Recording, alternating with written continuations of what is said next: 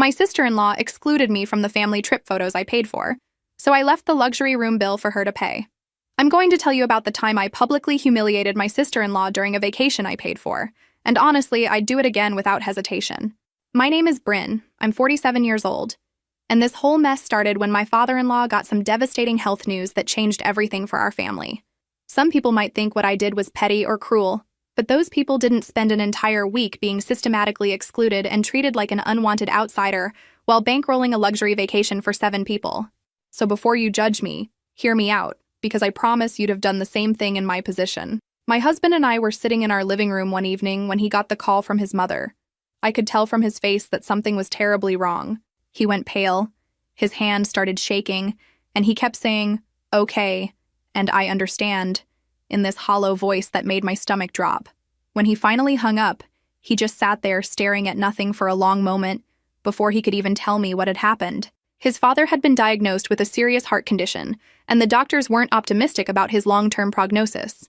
They'd given him maybe a year, possibly 2 if he was lucky and took care of himself. The medications could only do so much. His heart was failing, and there was no reversing it. My husband was devastated. His father was only 73, which felt too young, too soon. They'd always had a close relationship, the kind where they talked on the phone several times a week, where my father-in-law called my husband for advice on technology, and my husband called him for advice on everything else. The thought of losing him was crushing.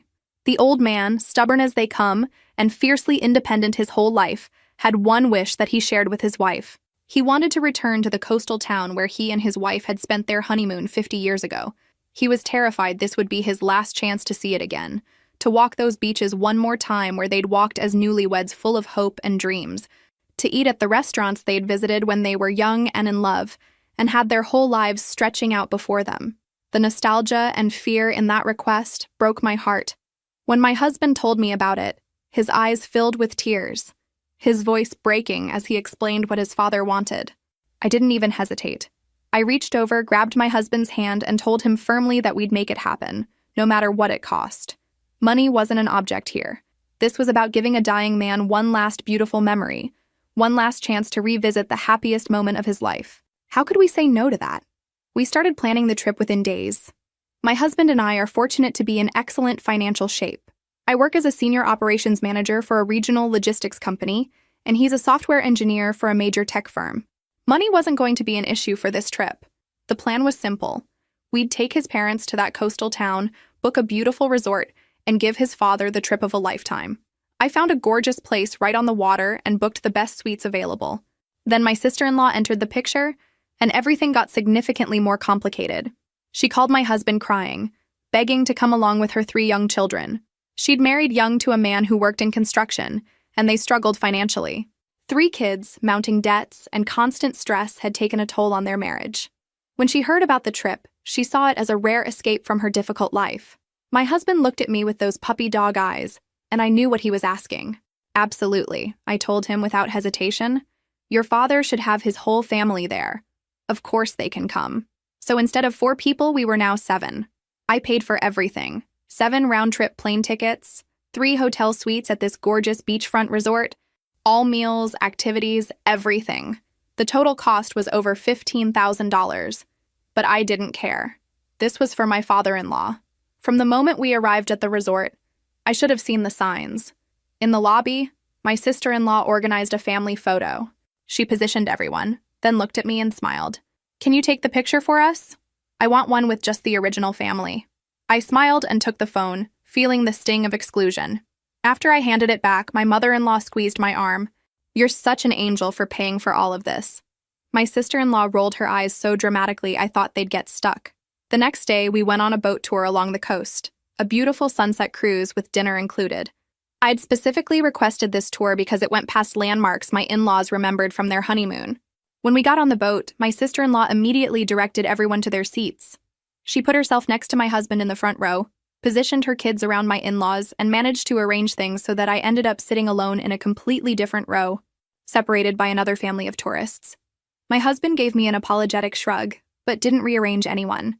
So I sat there, isolated, watching my family enjoy the cruise together, while I might as well have been on a different boat. The boat had a professional photographer who came around taking pictures of each party. When he got to our group, he naturally assumed I wasn't with them since I was sitting so far away. He took several shots of them clustered together, laughing and enjoying the golden hour lighting, while I sat in the background like a stranger. The photo he printed as a souvenir showed my entire family together while I sat alone in the corner, barely visible. When I saw it, something inside me cracked. My sister-in-law made a big show of buying the photo, cooing about how perfect it was.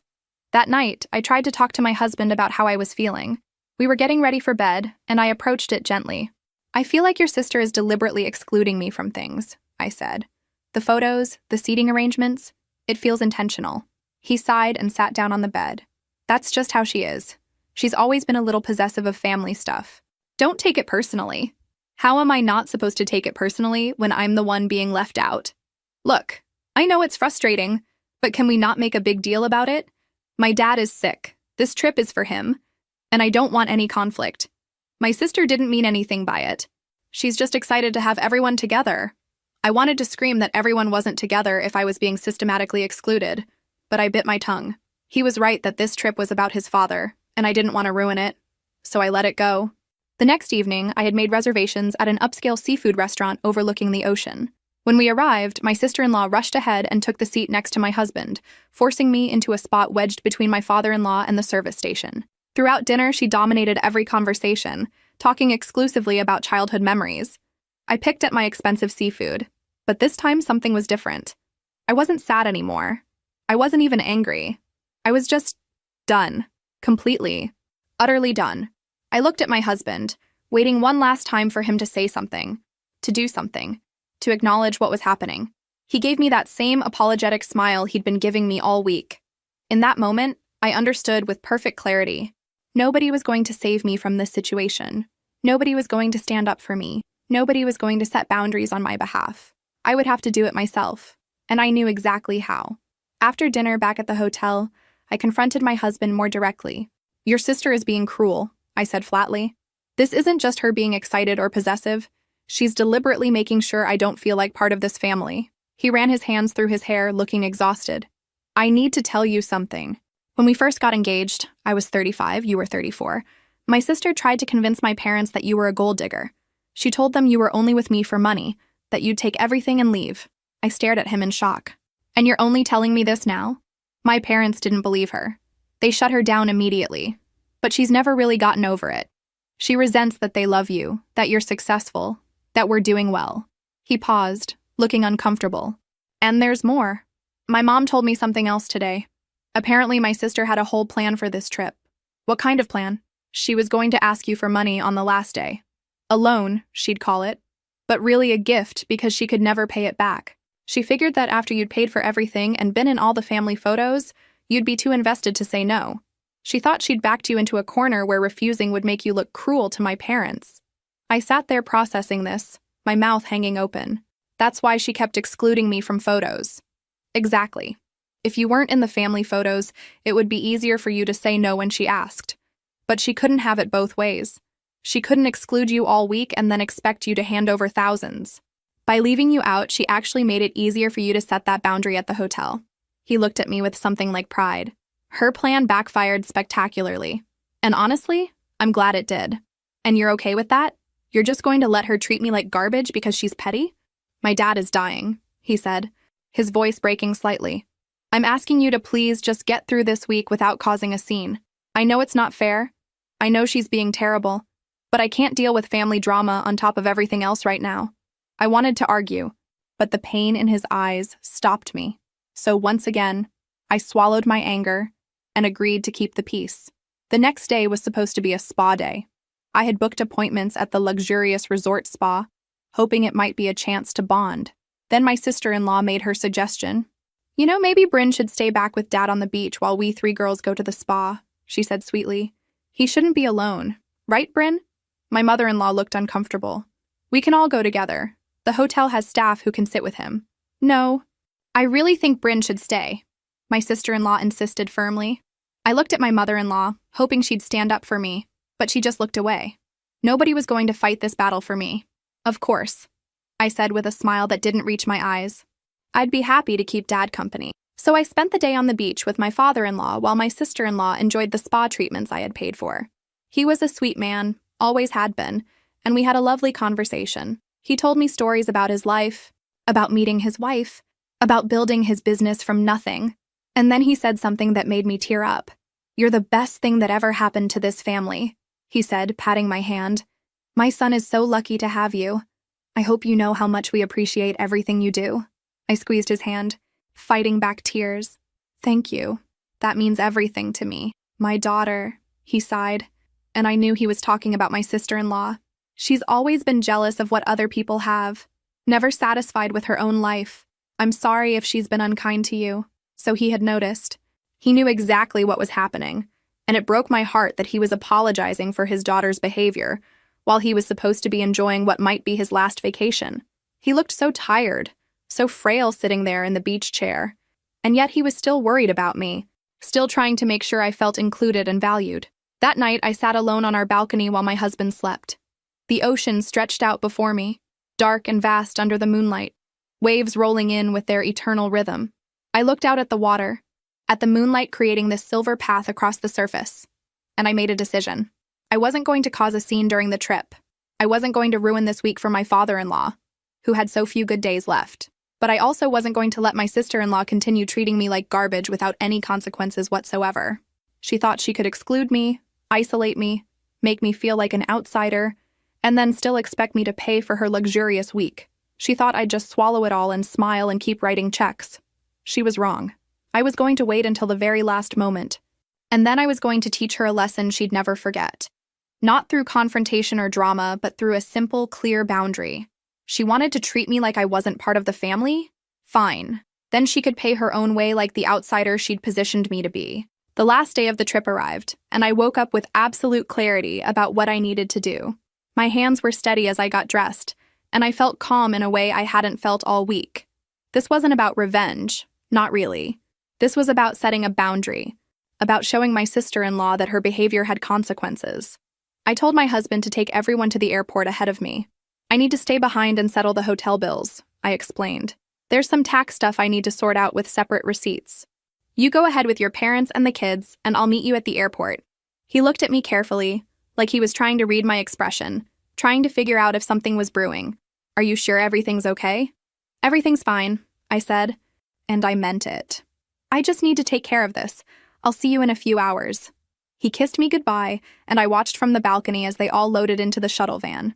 My sister-in-law was organizing the luggage, bossing everyone around, completely oblivious to what was coming. Once they were gone, I went down to the hotel reception desk. My heart was pounding, but my voice was steady when I spoke to the manager. "I need to separate out the bills for each suite," I said. "Can you please give me individual invoices?" The manager hesitated, and my heart stopped. "May I ask why?" "We normally need to do this before checkout." "Tax purposes," I said, trying to keep my voice calm while my pulse raced. "I need everything itemized separately for my accountant. Is that going to be a problem?" He considered for a moment that felt like an eternity. "Well, since all guests are technically still registered until noon checkout, I can make an exception this time." Relief flooded through me. If my sister-in-law had been more organized, if she'd actually checked out properly before leaving, my entire plan would have failed. But she'd been too busy bossing everyone around with the luggage to worry about details like hotel checkout procedures. Sometimes people's own carelessness works in your favor. He nodded and started working on his computer. Within minutes, he had printed out 3 separate bills, one for each suite. I looked at them carefully.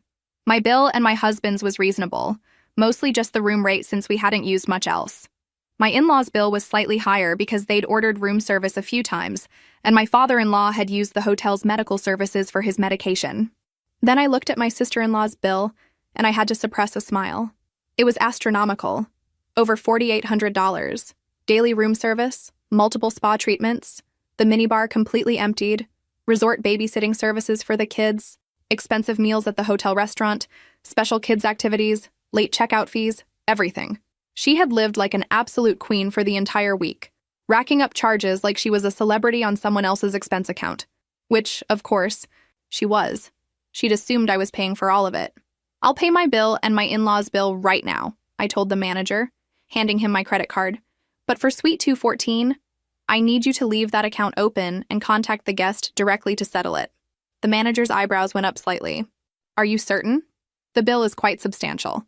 "I'm certain," I said firmly. Please call the guest and ask her to come down to reception to take care of it. He made the call while I stood there. I heard him speak politely into the phone, asking my sister-in-law to please come to the front desk to resolve an urgent billing matter. Then I settled into a comfortable chair in the lobby, crossed my legs, and waited. This was going to be good. My sister-in-law came rushing into the lobby 15 minutes later, slightly out of breath, clearly expecting some kind of minor billing error that could be quickly fixed so she could get to the airport. She was already in her travel clothes, her bag over her shoulder, her kids' backpacks hanging off her arms, ready to head out and probably thinking this was just a quick formality before leaving. "What's the problem?" she asked the manager with a smile. That same fake sweet voice she'd been using all week whenever she wanted something. "Ma'am, we need to settle your account before you depart," he said professionally, sliding the invoice across the marble counter with a neutral expression. She picked it up, glanced at it casually, and her face went completely white. I watched from my comfortable chair, not saying a word, just observing every micro-expression that crossed her face. The confusion, then the shock, then the dawning horror as she realized exactly what she was looking at and what it meant. Her hand started shaking as she held the paper, her eyes scanning the itemized charges over and over like she couldn't believe what she was seeing. "This can't be right," she said, her voice shaking slightly with panic starting to set in. "This must be a mistake. There's no way I spent this much." "I assure you, ma'am, everything is accurate and itemized," the manager said calmly. "Those are all the charges that were billed to your suite during your stay with us. You can see each item listed individually with the date and time." She looked around the lobby desperately, and her eyes landed on me sitting there calmly watching her. She walked over quickly, the invoice clutched in her trembling hand like it was a bomb about to explode. "Bryn, there's been some kind of error with the bill. Can you just take care of it like you did everything else? And we'll sort it out later?" I smiled at her pleasantly. "That's not my bill to pay. That's yours. You'll need to settle it with the hotel." "What are you talking about? You paid for the whole trip." "I paid for the trip I agreed to pay for," I said calmly. "I paid for accommodations, travel, and basic expenses. I didn't agree to pay for you to treat this place like your personal playground. Everything on that bill is extras that you chose to charge to your room. That's your responsibility." Her mouth opened and closed like a fish. "But I don't have this kind of money. I can't afford this." "Then you probably shouldn't have spent it," I said simply. She stared at me in disbelief, then turned back to the manager, who was waiting patiently behind the counter. I watched as she dug through her purse and pulled out a credit card with shaking hands. "Can I do this in my room?" she asked quietly, clearly trying to avoid a scene. "I'm sorry, ma'am, but we need to resolve this before you leave the property. It's hotel policy." She slid the card across the counter, turning slightly as if to hide the transaction from passers-by. The machine beeped. Declined. She fumbled for a second card, her discretion already crumbling. Declined. When she reached for the third card, her hands were trembling so badly that it fell from her fingers and clattered onto the marble counter with a sound that echoed through the lobby. People stopped walking. Declined. "I'm sorry, ma'am, that card was declined. Do you have another form of payment?" Her face was now bright red, a deep crimson that spread from her neck to her forehead, and I could see other guests in the lobby starting to notice the scene unfolding. People were glancing over, whispering to their companions, clearly intrigued by this woman having what was obviously a very stressful moment at the front desk. The manager maintained his professional composure, but I could see even he was getting uncomfortable with how this was playing out in such a public space. She fumbled desperately for another card, her hands shaking so badly she almost dropped her wallet. She tried that one, declined with that same harsh beep. A third card also declined with no hesitation from the machine. None of her credit cards had anywhere near enough available credit to cover the bill that she'd so carelessly racked up over the past week. Every single card was maxed out or close to it, confirming what I'd suspected about their financial situation. "I need to call my husband," she said, her voice rising with barely contained panic, tears starting to form in her eyes. "Of course, ma'am." "You can step over there for privacy," the manager said graciously, gesturing to a quiet corner of the lobby near the decorative plants. But there was no privacy. Not really. The lobby had excellent acoustics with its high ceilings and marble floors, and I could hear every single word of her conversation from where I sat. I'm sure other guests could hear it too because the lobby had gone noticeably quieter as people tuned into the drama. "Hi, honey. I need you to do me a huge favor," she started, trying desperately to sound casual and calm, like this wasn't an emergency. Her voice was tight and strained despite her attempt at normalcy. I couldn't hear his responses. but I could infer them from her half of the conversation, from the way her face kept contorting with different emotions, from the defensive tone that crept into her voice more with each exchange. I'm at the hotel and there's a small problem with the bill. Pause. No, Bryn didn't pay for everything like I thought. Longer pause, and her voice got defensive. I didn't spend that much. I just got a few spa treatments and ordered some room service. Another pause. Well, the kids needed entertainment, so I signed them up for some activities. Her face was getting redder and redder. I could tell her husband was getting angry. It's not that much, she protested, but her voice was shaking. Okay, fine, it's more than I expected. But what was I supposed to do? We were at a resort. More angry talking from his end. She glanced over at me, pure hatred in her eyes, then turned away. Can you just transfer me the money? Please? I'll explain everything later, but I need to pay this now or I'll miss my flight. Pause. Clearly him saying they don't have that kind of money sitting around. I know we don't have that much in savings. Can you put it on our credit card? Another pause. Him explaining their cards are also maxed. Then use the emergency fund. Please, I'm standing here in front of everyone and I can't leave until this is paid. The conversation went on for almost 30 agonizing minutes. She begged, she pleaded, she promised she'd explain everything. Swore she hadn't realized the costs were adding up so much. Insisted it wasn't her fault. Other guests were definitely watching now. This drama playing out like a reality show in the middle of an upscale hotel lobby. Some looked sympathetic to her. Others looked annoyed by the noise and disruption. A few seemed entertained by the spectacle. The hotel staff was trying to be professional, but I could see them glancing over periodically, clearly uncomfortable with the prolonged scene. My sister-in-law was close to tears, begging her husband to find the money somehow, promising she'd work extra hours, saying she'd sell things, whatever it took to pay him back, even though we all knew that would never happen. Her voice got increasingly desperate, increasingly shrill. Finally, after what felt like an eternity of public humiliation, her husband apparently agreed to transfer the money. She gave the manager her banking information, and we all waited while the transfer processed. When it finally went through and she was able to settle the bill, she looked absolutely destroyed. Her hands were shaking as she signed the receipt, and she couldn't meet anyone's eyes. She walked past me without a word and headed straight out the door to get a taxi to the airport. I followed at a leisurely pace, taking my time, knowing that we were all booked on the same flight and there was no way she could avoid me. The taxi ride to the airport was silent and incredibly tense. My sister-in-law sat as far away from me as possible in the back seat, staring out the window. Her jaw clenched so tight I thought her teeth might crack. I gazed calmly out my own window, feeling more at peace than I had all week. When we got to the airport, things got even better. My sister-in-law hadn't done early check-in for her flight because she'd been too busy enjoying the resort on my dime. Because we'd had to delay leaving the hotel to deal with her bill, we were now running late. The rest of the family was already through security, waiting at the gate, while she had to deal with getting boarding passes for herself and 3 young children. Can I help you, ma'am? The agent at the counter asked. I need to check in for flight 642, my sister-in-law said, sounding frazzled. I'm sorry, but check-in for that flight closed 20 minutes ago. You'll need to speak with the gate agent about getting on. But my family is already on the plane. I understand. Ma'am, but you'll need to hurry. The gate is closing soon. I had already checked in online, so I breezed past the ticket counter and went straight to security. I'd also managed to arrange some upgrades the night before, a little surprise I'd been saving. When we all finally made it through security and to the gate, the boarding had already started. I handed my boarding pass to the agent. Oh, you're in first class, she said brightly. You can board now. My husband looked surprised. First class? I upgraded us, I said with a smile. You, me, and your father. I thought we should be comfortable on the way home. I'd actually arranged those upgrades 2 nights ago, the same night I'd decided what I would do at the hotel. It had cost an extra $500, but watching my sister-in-law's face twist with rage at that moment made every cent worth it. His mother smiled at me gratefully. His father squeezed my hand, and my sister-in-law's face twisted with pure rage as she realized she and her 3 children would be sitting in economy while we enjoyed spacious seats and complimentary drinks up front. Why didn't you upgrade all of us? She hissed. Because I paid for your basic ticket to get you here, I said calmly. How you get home is how you get home. Your seat is toward the back. You should probably board now before they run out of overhead space. She looked like she wanted to hit me, but there were too many witnesses. Instead, she grabbed her kids and stomped onto the plane. The flight home was peaceful in first class.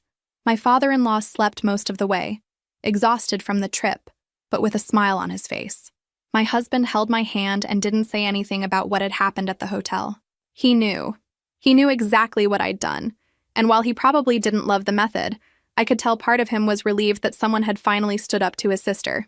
When we landed and collected our luggage, the whole family reconvened in the arrivals area near the baggage claim. My sister-in-law immediately went to her parents with this desperate energy, tears already streaming down her face before she even opened her mouth, launching into a dramatic and increasingly hysterical recounting of how I'd humiliated her at the hotel. She was nearly shouting at points, her voice echoing through the airport terminal, causing other travelers to stop and stare. "She's cruel and manipulative," my sister-in-law sobbed loudly, her voice cracking with emotion. "She did this on purpose to hurt me, to embarrass me. She knew I couldn't afford it and she set me up to fail. She forced me to beg my husband for money in front of strangers. She excluded me from first class deliberately. She's trying to turn you all against me. She wants to replace me in this family. She's trying to make me look bad so you'll love her more than me." Her accusations were getting more wild and desperate with each sentence. Other travelers were definitely watching now, this scene of family drama playing out in the middle of the airport. Some looked sympathetic to her. Others looked annoyed by the noise and disruption. I just stood there calmly, letting her speak, knowing that the truth would come out. I expected my in-laws to comfort her, to tell her it would be okay, to maybe even give me disapproving looks for causing such a public scene and family conflict. I was prepared to defend my actions if needed, had my arguments ready. Instead, my mother-in-law cut her off sharply, her voice firm and carrying authority that silenced my sister-in-law immediately. "That's enough," she said firmly. "I warned you before this trip. I told you explicitly not to disrespect the person who was paying for everything. I told you to be gracious and kind, and you promised me you would be." My sister-in-law's tears stopped abruptly. "What are you talking about?" "I saw everything you did this week," my mother-in-law continued. "The photos where you excluded Bryn, the seating arrangements where you isolated her, the conversations where you deliberately talked about things she couldn't participate in, the spa day where you pushed her out. I saw all of it, and I said nothing because your father is sick and I didn't want to ruin his trip. But don't you dare stand here and play the victim now." My father-in-law nodded in agreement, looking disappointed and tired. "You should be grateful for what you received, not angry about what you had to pay for yourself. Bryn gave us all a beautiful gift by organizing this trip. Your behavior was unacceptable." My sister-in-law looked between her parents in shock. This clearly wasn't going how she'd expected. She'd thought they'd take her side, comfort her, make me the villain. Instead, they were both standing firmly with me. "I can't believe this," she said, her voice breaking. "You're choosing her over me?" "We're not choosing anyone," my mother-in-law said. "We're simply pointing out that your behavior had consequences. You treated Bryn terribly all week, and she responded by not paying for extras that were your responsibility. That seems fair to me." "Fine," my sister-in-law said, her voice hard with anger and humiliation. "Then I don't need a ride home with any of you. I'll figure it out myself." "Don't be ridiculous," my father-in-law said. "We'll all go together." "No," she said stubbornly. "I'm not getting in a car with her." My husband tried to reason with her, but she wouldn't budge. Her pride was too wounded, and she was too angry to think rationally. So we loaded our luggage into my father-in-law's car and left her standing there at the airport. Her 3 kids stood there looking confused and tired, the youngest one starting to cry softly. I felt a pang of guilt. They were innocent in all this, just children caught in the consequences of their mother's choices. But sometimes kids bear the weight of their parents' mistakes. It's not fair, but it's reality. And I knew that lesson too well myself. I found out later that she'd had to call her husband to come pick them up, adding another hour of waiting to her already terrible day. The drive home was quiet. My father-in-law fell asleep in the passenger seat. My mother-in-law sat in the back with us, occasionally squeezing my hand supportively. My husband stared out the window, processing everything that had happened. When we finally got back to our house and were alone, just the 2 of us in our quiet living room, he turned to me with a serious expression. "We need to talk about this week," he said, his voice heavy. "Yes, we do," I agreed, my heart pounding because I didn't know which direction this conversation would go. We sat down on our couch, and I told him everything that had been building up inside me. How I'd felt from the very first photo in the lobby, how hurt I was that he hadn't defended me even once, how lonely the trip had been despite being surrounded by his family, how every meal felt like torture, every activity felt like I was intruding. I told him that I understood he was dealing with his father's illness and didn't want conflict, but that I needed him to stand up for me, to protect me, to make sure I was treated like an actual member of the family. He listened to everything without interrupting. Really listened, his face showing the weight of what I was saying. When I finally finished, there was a long moment of silence. Then he apologized. Really, truly apologized. Not just a quick sorry and move on, but a genuine acknowledgement of how he'd failed me, how he'd let me down when I needed him most. I was a coward, he said, and I could see tears forming in his eyes. I knew what she was doing, and I let it happen because I didn't want to deal with it. I saw her exclude you from that photo in the lobby, and I said nothing. I saw her isolate you on the boat, put you in a different row, and I just shrugged at you like there was nothing I could do. I let her dominate dinner conversations and push you out of the spa day. I've spent my whole life managing my sister's moods, tiptoeing around her jealousy, playing mediator and peacekeeper, and I let that pattern continue even when it meant hurting you. Even when it meant letting my wife be treated like garbage by my own family. He ran his hands through his hair, looking more distressed than I'd seen him in years. That's not okay, he continued. That's not the husband I want to be. That's not the partner I promised to be when we got married. I told you I'd always have your back, and then when it actually mattered, I let you down completely. So what changes now? I asked, needing to know this wasn't just words. Now I set boundaries, he said firmly, his voice strengthening with conviction. I've been enabling her behavior for too long, making excuses for her, asking everyone else to accommodate her instead of demanding she behave like an adult. She crosses lines constantly because nobody ever stops her, because I never stop her. Well, I'm stopping her now. What you did at the hotel, leaving her to pay her own bill, that was fair. That was appropriate. She made choices, and she dealt with the consequences. I should have been the one protecting you all week, setting those boundaries from day one, and instead you had to protect yourself in the most dramatic way possible, because I left you no other choice. I'm sorry. I'm so sorry. I believed him. I could see in his eyes that he meant it, that something had shifted. The trip had been a wake-up call for both of us. Over the following weeks after we returned home, my sister-in-law tried multiple times to reach out to her parents, to repair her image, to somehow spin the narrative so she was the victim in all of this. She called, she texted, she even showed up at their house unannounced trying to plead her case. But my in-laws shut her down every single time, refusing to let her rewrite history. They'd seen too much with their own eyes, witnessed too many deliberate cruelties, and they weren't willing to pretend otherwise just to keep the peace. She called my mother-in-law crying one afternoon, going on and on about how unfair I'd been, how I'd deliberately set her up for failure, how I'd humiliated her in front of strangers at the hotel, how the whole thing was cruel and vindictive. She painted herself as this innocent victim who just wanted some quality family time and had been blindsided by my heartless refusal to pay for charges she'd innocently accumulated. My mother-in-law's response was blunt and unequivocal, delivered in that tone mothers use when they're done with their child's nonsense.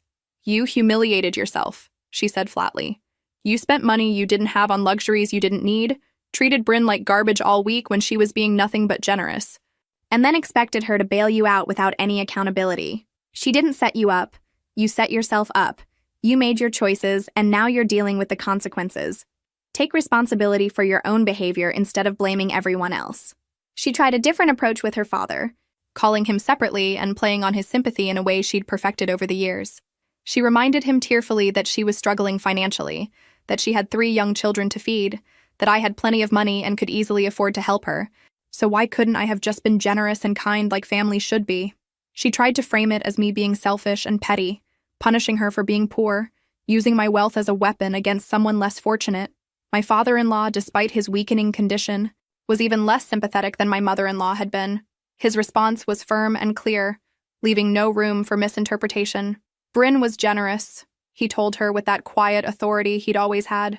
She paid for your entire family to have a vacation you could never afford on your own.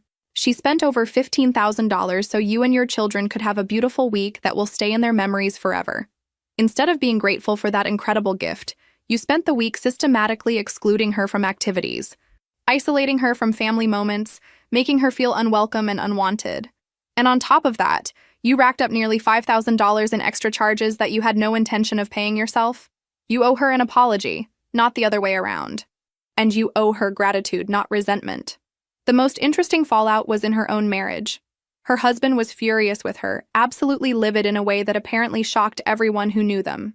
They're still together, barely, but I heard they've been in marriage counseling ever since. The anger wasn't just about the money. Although $4,800 was devastating to their already precarious financial situation and would take them months or even years to fully recover from, it was about the betrayal, about the lies, about what the money revealed about her priorities and her character.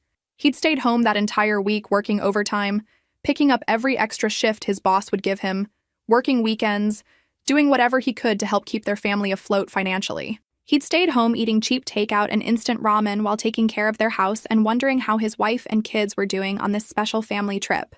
Meanwhile, she'd been dumping their 3 young children with resort babysitters who charged $50 an hour, getting $200 spa treatments, ordering $100 bottles of wine to her room, eating expensive seafood dinners at the resort restaurant, while the kids ate chicken nuggets alone watching television. She'd literally paid strangers to watch their children so she could pretend to be a wealthy woman for a week, living a fantasy life on someone else's dime, and then expecting that same someone to cover the bill without complaint. And when the bill came due, she'd called him in a panic, forcing him to drain their emergency fund, the money they'd been saving in case the car broke down or someone got sick or he lost his job, money they desperately needed for actual emergencies, gone in an instant to pay for her week of pretending to be someone she wasn't. They had a massive, explosive fight that lasted several days, with him sleeping on the couch and barely speaking to her except to express his disappointment and anger. According to my mother-in-law, who heard it from a mutual friend, he seriously considered leaving her. He felt betrayed, taken advantage of, manipulated, and he was questioning everything about their relationship. Was she always this selfish? Had he just not seen it before? Did she ever really appreciate anything he did for their family? Or was she just constantly resentful that he couldn't give her the lifestyle she wanted? I felt a small twinge of guilt, but then I remembered every time she'd excluded me, and the guilt evaporated. She'd made her choices. I maintained complete distance from her. When she tried to text me a half-hearted apology that read more like she was sorry she got caught than sorry for what she'd done, I didn't respond. When she tried to call, I let it go to voicemail. My husband supported my decision completely. He told his sister that if she wanted to have any kind of relationship with us going forward, she needed to do some serious self-reflection about her behavior and come back with a genuine apology and changed actions, not just words. About a month later, there was a family dinner at my in-laws' house for my father-in-law's birthday. It was a milestone he honestly wasn't sure he'd reach when he first got his devastating diagnosis, and even though he was getting noticeably weaker and more tired with each passing week, his skin taking on that grayish pallor that comes with serious illness, he wanted everyone together one more time. He specifically requested that all of us be there, the whole family, because he knew his time was limited and he wanted to see everyone gathered around his table while he still could. I was honestly hesitant about going, my stomach churning with anxiety at the thought of seeing my sister-in-law again. I wasn't sure if I could handle the tension and awkwardness, the barely concealed hostility, the forced politeness that would surely characterize any interaction between us. But my husband promised he'd protect me this time, swore he'd learned his lesson and wouldn't leave me to fend for myself again. He looked me in the eyes and told me that if his sister said or did anything inappropriate, he'd shut it down immediately. Consequences be damned. I believed him because I could see the change in him since the trip, the way he'd started standing up to her in their phone conversations, the way he'd stopped making excuses for her behavior. When we arrived at the house carrying the birthday cake we'd picked up, the atmosphere was immediately tense. You could physically feel it the second we walked through the door, like walking into a wall of ice. My sister-in-law was already there with her husband and kids, having arrived early to help set up. She barely acknowledged me when we walked in, didn't make eye contact, just gave this tight, barely perceptible nod in my general direction that couldn't even really be called a greeting, then immediately turned her attention back to the table she was setting with excessive focus. Dinner was awkward in that particularly painful way that family dinners can be when there's unresolved conflict simmering just below the surface. Conversation was stilted and careful, with everyone meticulously avoiding certain topics like minefields. We talked about the weather, about the kids' schools, about completely neutral subjects that couldn't possibly trigger any conflict. My father-in-law sat at the head of the table looking tired but happy to have everyone there, occasionally reaching over to squeeze my hand or his wife's hand, savoring what he knew might be one of his last family dinners. My mother-in-law kept trying to keep the discussion light and pleasant, asking cheerful questions about work and upcoming plans. But there was an elephant in the room that nobody wanted to address directly, a tension that made every bite of food hard to swallow. The kids sensed it too. My sister-in-law's 3 children sitting quietly and eating without their usual chatter and energy, picking up on the adult tension even if they didn't understand the cause.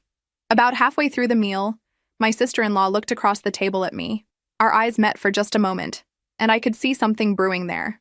Anger, resentment, the urge to lash out. I tensed, wondering if she was about to explode, if we were going to have to relive the whole airport scene in front of my dying father-in-law at his own birthday dinner. Instead, she looked away, jaw clenched tight. It was my husband who finally broke the tension. He put down his fork with a deliberate clink that made everyone look up. "We need to talk about what happened," he said firmly, looking directly at his sister. My sister-in-law's face flushed. "I don't think this is the time or place." "It's exactly the time and place," my father-in-law said quietly, his voice weak but determined. "This family isn't going to heal if we keep pretending everything is fine when it's not."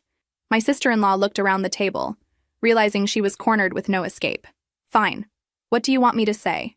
"I want you to acknowledge that you treated Bryn terribly during the trip," my husband said, his voice steady and clear. "I want you to apologize for your behavior. And I want you to understand that if you ever treat my wife that way again, you'll have a much bigger problem than an unexpected hotel bill. I'm done enabling this." "I was just trying to have time with my family," she said defensively, her voice getting shrill. "Is that such a crime?" "Bryn is your family," my mother-in-law interjected sharply. "She's been part of this family for over a decade. She's my daughter-in-law, your brother's wife, your children's aunt. When you exclude her, you're not preserving some pure original family. You're just being cruel to someone who's only ever been generous to you. You all act like she's so perfect," my sister-in-law burst out, her voice breaking. "She has money, she has a career, she gets to travel and do whatever she wants. I'm drowning in debt with 3 kids and a husband who works construction. Do you have any idea what it's like to watch her just throw money around while I'm clipping coupons and shopping at discount stores? While I'm wearing the same clothes I wore 5 years ago because I can't afford new ones?" There was a moment of heavy silence. Finally, my mother-in-law spoke, her voice cold. "So this is about jealousy." "Of course I'm jealous," my sister-in-law shouted, tears streaming down her face now. "I'm jealous that you like her more than me. I'm jealous that she's successful when I had to drop out of college. I'm jealous that she can afford to pay for vacations that I'll never be able to give my own children. But I thought maybe on this one trip, it could be about us, about the family that existed before she came along, about me getting to feel special for once instead of being the poor, struggling daughter who can't keep up with everyone's expectations." It was the most honest she'd been, and for a moment I actually felt a flicker of sympathy for her. I understood what it felt like to struggle, to feel less than. But then I remembered that her solution to those feelings had been to systematically exclude and hurt me all week, to make me feel small so she could feel big. "Your jealousy doesn't justify cruelty," my father-in-law said gently. "We understand that you're struggling. We know your life is hard, but Bryn didn't create those problems, and punishing her for having a different life isn't fair or right." My sister-in-law looked down at her plate, tears sliding down her cheeks. But she didn't apologize. She didn't take any real responsibility. She just sat there crying, and I realized she probably never would truly understand what she'd done wrong. The dinner ended shortly after that. Everyone was emotionally drained, and my father-in-law needed to rest. As we were leaving, my mother-in-law pulled me aside. "Thank you for coming tonight," she said. "I know it wasn't easy." "I came for your husband," I said honestly. "And for my husband, not for her." She nodded. "I understand. Just know that we see you, we appreciate you, and we consider you fully part of this family, no matter what she thinks or says." That meant more to me than she probably realized. A few weeks later, my husband came home from work with an interesting piece of information. He'd been talking to his mother, who had been talking to an old family friend, who had let slip something my sister-in-law had apparently confided in her. "So, apparently," my husband said, sitting down heavily on the couch, "my sister had a whole plan for that trip." "What kind of plan?" I asked, sensing this was going to be good. "She was going to ask you for money. A loan, she would have called it. But really, it would have been a gift because there's no way she could have paid it back. She'd decided that after you'd paid for the whole trip and been in all these family photos, you'd be too invested to say no. She thought she'd backed you into a corner where saying no would make you look petty and cruel to my parents." I sat there processing this information, feeling anger and vindication wash over me in equal measure. That's why she kept excluding me from photos. Exactly. If you weren't in the family photos, if you clearly weren't really part of the inner circle, It would be easier for you to say no when she asked, but she couldn't have it both ways. She couldn't exclude you all week and then expect you to hand over thousands of dollars. By leaving you out, she actually made it easier for you to set that boundary at the hotel. I started laughing. I couldn't help it. The irony was too perfect, too delicious. So I accidentally ruined her manipulative plan by not paying her hotel bill? You didn't accidentally do anything? My husband said with a smile, pride evident in his voice. You saw exactly what she was doing. Maybe not consciously, but you felt it, and you responded perfectly. I'm proud of you for standing up for yourself when I wouldn't do it for you. The knowledge of her intended manipulation made me feel even better about my choice at the hotel. I hadn't just set a boundary. I'd unknowingly dismantled a calculated attempt to extract money from me by using family obligation as leverage. Her whole strategy had backfired spectacularly. Over the next several months, the family dynamic slowly settled into a new normal. My sister-in-law and I maintained a polite distance. We were civil at family gatherings, but never warm. We didn't pretend to be friends or sisters. We were simply two people who shared connections to the same family, but had no real relationship of our own. My husband kept his promise about setting boundaries. When his sister made snide comments, he shut them down immediately. When she tried to plan family events that conveniently excluded me, he refused to participate unless I was explicitly included. He became the protector I needed him to be, and our marriage grew stronger because of it. My father-in-law's health continued to decline steadily over the following year, just as the doctors had predicted. We visited as often as we could, sometimes weekly, spending time with him in his favorite chair by the window, listening to his stories, holding his hand, making sure he knew how much he meant to us. He got weaker with each passing month, but his spirit remained strong. Despite all the drama with my sister-in-law, despite the tension that never fully went away, he never expressed a single word of regret about that last trip to the coast. In fact, he talked about it constantly, reliving every moment with joy in his eyes. He'd tell anyone who would listen about the boat ride at sunset, about the restaurants where he and his wife had eaten 50 years before, about walking on the beach with his whole family around him. He'd show people the photo from the boat, pointing out each person, talking about how blessed he felt to have had one more perfect week before his time ran out. The trip had been exactly what he wanted, exactly what he needed, and that knowledge gave me peace even as I watched him fade. He passed away on a Tuesday morning in early spring, with cherry blossoms blooming outside his window, and his wife of 52 years holding his hand. The end was peaceful, which was a mercy. The funeral was large, much larger than I expected, with friends and family coming from all over the country to pay their respects. Apparently, he'd touched a lot of lives over his 74 years. My sister-in-law was there, of course, and she cried extensively, genuinely grieving her father despite everything. I gave her space and focused on supporting my husband through his loss, on being there for my mother-in-law who looked suddenly smaller and older without her partner beside her. At the reception after the funeral, my mother-in-law pulled me aside. He told me something before he died, she said quietly. He said that trip was the best gift anyone ever gave him. He said you made it happen, and even though there was family drama, he got to see that place one more time with all of us together. He wanted me to tell you thank you. I started crying then, really crying, and my mother-in-law hugged me tightly. You're a good woman, she said. I'm lucky to have you as a daughter-in-law. Months later, my sister-in-law showed up at my door wanting to apologize. I considered not answering when I saw her through the window, my hand hovering over the doorknob while I debated just pretending I wasn't home. But my car was in the driveway and she'd clearly seen me. So I opened the door and stood there in the doorway, deliberately not inviting her in, keeping the physical barrier between us. She seemed sincere, I'll give her that. There were genuine tears in her eyes. Her voice was shaking with emotion, and she looked like she'd lost weight, like the stress of everything had taken a physical toll. But I also remembered every single moment of that trip with crystal clarity. Every deliberate exclusion, every calculated move to make me feel like an outsider. Every time she'd positioned herself to take what she wanted while pushing me aside. I remembered the hotel lobby, her panic and humiliation, yes, but also her complete lack of remorse in the immediate aftermath, the way she'd tried to paint herself as the victim at the airport. I accept your apology, I said calmly, my voice steady and clear. But it doesn't change anything between us. She looked confused, hurt even. What do you mean? I mean, I believe you're sorry now. I believe you've realized your behavior was wrong, probably because it cost you more than you expected it to. But that doesn't mean we're suddenly going to be close. That doesn't mean I'm going to forget what happened or trust you moving forward. You showed me exactly who you are during that trip, and I'm choosing to believe that truth. You can be your brother's sister, and I can be your brother's wife, and that's enough. That's all we need to be to each other. She walked away looking devastated, got in her car, and drove off, and I closed the door feeling lighter than I had in months, like I'd finally put down a weight I didn't realize I'd been carrying.